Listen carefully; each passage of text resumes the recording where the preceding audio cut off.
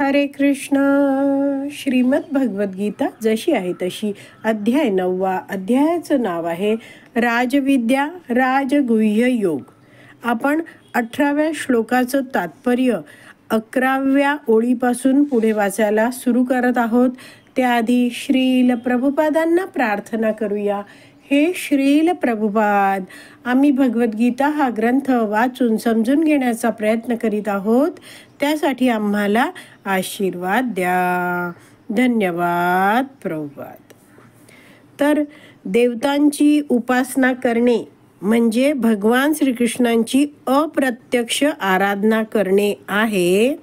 आणि म्हणून मनुष्याने भगवान श्रीकृष्णांची प्रत्यक्षपणे आराधना केली पाहिजे. तर त्यामुळे त्या मनुष्याचा वेळ आणि शक्ती दोन्ही वाचेल. तर हा मुद्दा श्रील प्रभुपाद आता उदाहरण देऊन समजवत आहेत. वाचूया. उदाहरणार्थ, इमारतीच्या शेवटच्या म्हणजे वरच्या मजल्यावर जाण्यासाठी उद्वाहक उपलब्ध असेल. उद्वाहक म्हणजे लिफ्ट उपलब्ध असेल तर मनुष्याने जिन्याचा उपयोग करण्यात काय अर्थ आहे? तर जर लिफ्ट उपलब्ध आहे आणि आपल्याला अगदी वरच्या मजल्यावर जायचंय तर आपण चटकन त्या लिफ्टचा वापर करून आपल्याला जायचंय त्या मजल्यावर जाऊ शकतो. त्यामुळे आपला वेळ पण वाचेल आणि चढण्याची शक्ती पण वाचेल. आणि तो वेळ आणि ती शक्ती जी वाचलेली आहे ती आपण भगवंतांच्या वेगळ्या सेवेमध्ये वापरू शकतो. पुढे वाचते आहे, सर्व काही श्रीकृष्णांच्या शक्तीवर आधारित आहे. म्हणून श्रीकृष्णांशिवाय कोणतीही गोष्ट अस्तित्वात राहू शकत नाही. तर असे जे भगवंत आहेत ते आपले भर्ता आहेत. तर आतापर्यंत श्रील प्रभुपादांनी चर्चा केली की आपल्या जीवनाचं गती परम लक्ष्य हे भगवान श्रीकृष्ण आहेत आणि त्यांना आपल्याला प्रत्यक्ष सेवेद्वारेच आपण प्राप्त करू शकतो. भगवान श्रीकृष्णांची प्रत्यक्ष सेवा करायची आहे. आता सगळे या श्लोकातले इतर शब्द आहेत त्यांवर श्रील प्रभुपाद लिहिताना हे आता म्हणतायत की सर्व काही श्रीकृष्णांच्या शक्तीवर आधारित आहे आणि म्हणून श्रीकृष्णांशिवाय कोणतीही गोष्ट अस्तित्वात राहू शकत नाही. असे भगवंत आहेत ते आपले भर्ता आहेत, पोषण करता आहेत. पुढे वाचते, श्रीकृष्ण हे परमेश्वर आहेत कारण सर्व काही त्यांच्या मालकीचे आहे आणि सर्व काही त्यांच्या शक्तीमुळेच अस्तित्वात आहेत. तर प्रभू या शब्दाची ही व्याख्या आहे. तर प्रभू म्हणजे स्वामी, नियंत्रक, पोषण करता. तर हे सगळे काय आहेत? भगवान श्रीकृष्ण आहेत आणि भगवान श्रीकृष्णांमुळेच आपण सगळे अस्तित्वात आहोत. सगळ्या ज्या वस्तूंचा आपण आपल्या जीवनात जगण्यासाठी वापर करतो त्या सगळ्या वस्तू आहेत त्या भगवंतांच्याच मालकीच्या आहेत. पुढे वाचते, श्रीकृष्ण सर्वांच्या हृदयात स्थित असल्यामुळे ते सर्वश्रेष्ठ साक्षीही आहेत. साक्षी या शब्दाचा अर्थ सांगितला. पुढे, आपण निवास करीत असलेले स्थान, देश, ग्रहलोक म्हणजे श्रीकृष्णच आहेत. तर आपलं जे निवास स्थान आहे, आपण आता या पृथ्वीवर राहतो, घर बांधून राहतो, या देशात राहतो किंवा त्या देशात राहतो, ज्या ठिकाणी राहतो ते हे सगळं स्थान, हे सगळं काय भगवंतांच्याच शक्ती आहेत. श्रीकृष्ण हेच अंतिम आश्रयस्थान आहेत. म्हणून आपल्या रक्षणाकरिता अथवा संकट निवारणाकरिता मनुष्याने श्रीकृष्णांचा आश्रय घेतला पाहिजे. आणि जेव्हा जेव्हा आपल्याला संरक्षणाची आवश्यकता असते तेव्हा तेव्हा आपण जाणले पाहिजे की आपल्याला चेतनात्म्याकडूनच संरक्षण प्राप्त करावे लागते. तर 18.66 जो श्लोक आहे त्यामध्ये भगवान श्रीकृष्ण अर्जुनाला म्हणतायत, सर्व धर्मान परित्यज्य माम एकम शरणं व्रज. तर तू मला शरणागत हो. तर ह्यावरून आपण जाणू शकतो की एकमात्र आश्रयस्थान आपले भगवंत आहेत आणि इथे म्हटलं आहे की आपल्याला चेतन आत्म्याकडूनच संरक्षण प्राप्त करावे लागते, म्हणजे एक व्यक्तीच आपल्याला मदत करू शकतो. आणि आपण जाणतो की भगवान श्रीकृष्ण आहेत ते सच्चित आनंदमय विग्रह असं त्यांचं दिव्य रूप आहे. ते एक व्यक्ती आहेत, ते परमेश्वर आहेत, पूर्ण पुरुषोत्तम भगवान आहेत आणि तेच आपल्या सर्व जीवांना सगळ्यांना आश्रय प्रदान करू शकतात, सगळ्यांचं परम कल्याण करू शकतात.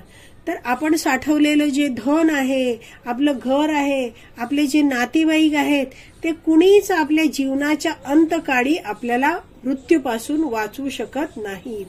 केवळ आपण भगवान श्रीकृष्णांची केलेली जी भक्ती आहे, आपण त्यांचं घेतलेलं जे हरिनाम आहे, तेच आपल्याला उद्धारू शकतं. आणि जर भगवंतांची कृपा झाली नाही तर काय आपल्याला पुन्हा या भौतिक जगतात जन्म मृत्यू जरा व्याधीच्या चक्रात फिरत राहायला लागणार आहे. आपण जर मृत्यूसमयी किंवा जीवनभर एखाद्या वस्तूशी, भौतिक वस्तू किंवा एखाद्या व्यक्तीशी आसक्त राहू तर त्या व्यक्तीच्या संबंधात किंवा त्या गोष्टीच्या संबंधात आपल्याला पुढचा जन्म मिळणार आहे.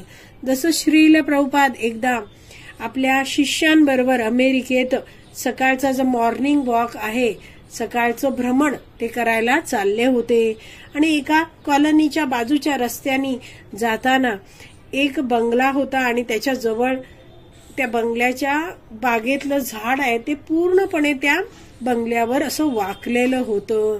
तर एक जो कलात्मक असा शिष्य होता श्रील प्रभुपादांचा, तो म्हटला, आहा, ते किती सुंदर बंगला आहे आणि ते झाड किती कलात्मकरित्या त्या बंगल्यावर असं वाकलं आहे, किती विलोभनीय हे दृश्य आहे. तर श्रील प्रभुपाद म्हटले की तो जो वृक्ष आहे तो कोण आहे, आदल्या जन्मीचा त्या बंगल्याचा मालक आहे. तो या बंगल्याशी, आपल्या घराशी इतका आसक्त होता की त्यांनी पुढचा जन्म त्याच बंगल्याच्या जवळ जी बाग आहे त्याची, त्यात जन्म घेऊन तो आताही त्या बंगल्यावर असा चिटकून आहे. तर ज्या गोष्टीशी आपण आसक्त राहू तिथे त्या संबंधात आपल्याला जन्म मिळेल. आणि या सुरेख उदाहरणावरून आपल्याला जाणलं पाहिजे की आपल्या या मनुष्य जीवनात आपल्याला जास्तीत जास्त भगवंतांच्या नामाशी, भगवंतांच्या कथांशी आसक्त व्हायचं आहे. आपली कर्तव्य तर सगळी करायचीच आहेत, मात्र भगवंतांचं नाम मुखात येण्यासाठी आपल्याला भगवंतांविषयी पुन्हा पुन्हा श्रवण पण करायचं आहे. आता पुढे वाचूया. तर एक आपल्याला आपण जाणलंय की सगळ्यांना संरक्षण देणारे हे एकमेव भगवान श्रीकृष्णच आहेत. पुढे वाचते आहे, श्रीकृष्ण हे तर परम आत्मा आहेत. तर भगवंतांबद्दल म्हटलं आहे, साक्षीबद्दल म्हणतायत की भगवंत काय आहेत, परमात्मा आहेत. सृष्टीमध्ये प्रत्येक जो कण आहे त्यातही भगवंत परमात्मा रूपात आहेत आणि जीवाने धारण केलेलं जे शरीर आहे त्यात सुद्धा भगवंत परमात्मा रूपात उपस्थित आहेत. पुढे, श्रीकृष्ण हेच आपल्या उत्पत्तीचे कारण किंवा परमपिता असल्यामुळे श्रीकृष्णांव्यतिरिक्त इतर कोणीही आपला जीवलगत असा हितचिंतक असूच शकत नाही. तर आपण सगळे जीव भगवान श्रीकृष्णांकडे आधी होतो, मात्र आता त्यांना सोडून या भौतिक जगतात आलो आहेत. मात्र भगवंतांनी आपली साथ कधीच सोडली नाही. परमात्मा रूपामध्ये भगवंत सदैव या जीवाबरोबर राहतात. मग त्या जीवाने मनुष्य शरीर धारण केलेलं असो किंवा कुठच्याही योनीत तो जीवात्मा शरीर प्राप्त करतो आहे, तरी भगवंत परमात्मा रूपात त्याची साथ कधीच सोडत नाहीत. असे हे भगवंत आहेत. ते आपले जीवलग मित्र आहेत, हितचिंतक आहेत. आपले हितचिंतक असलेले हे जे भगवंत आहेत, म्हणून तर भगवंतांनी आपल्या सगळ्यांसाठी, आपल्या कल्याणासाठी हे सगळं वैदिक शास्त्र देऊन ठेवलं आहे. 4 संप्रदाय दिले आहेत, अधिकृत परंपरा आहेत, गुरु शिष्य परंपरा, सगळे भक्त दिले आहेत. आणि भगवंत आपल्याला सगळं काही पुरवता आहेत. ते आपले सुहृद आहेत, हितचिंतक आहेत. आपल्या जीवनाला आवश्यक असलेले सूर्य, अग्नी, वारा, पाऊस सगळं काही भगवंत पुरवतात. असे भगवंत आपल्या सगळ्यांचे परमपिता आहेत, आपल्या उत्पत्तीचे कारण आहेत आणि आपले जीवलग आणि हितचिंतक आहेत. त्यांच्याशिवाय इतर कोणीही इतकं आपलं हित चिंतणारा कुणीच नाही. पुढे वाचते आहे, श्रीकृष्ण हे सृष्टीचे आणि प्रलयानंतरचे निवासस्थान आहेत. यास्तव श्रीकृष्ण हे सर्व कारणांचे मूळ शाश्वत कारण आहेत. तर एकतर आपण जाणलं की भगवंत आहेत ते सृष्टीचे आणि प्रलयानंतरचे विश्रामस्थान आहेत.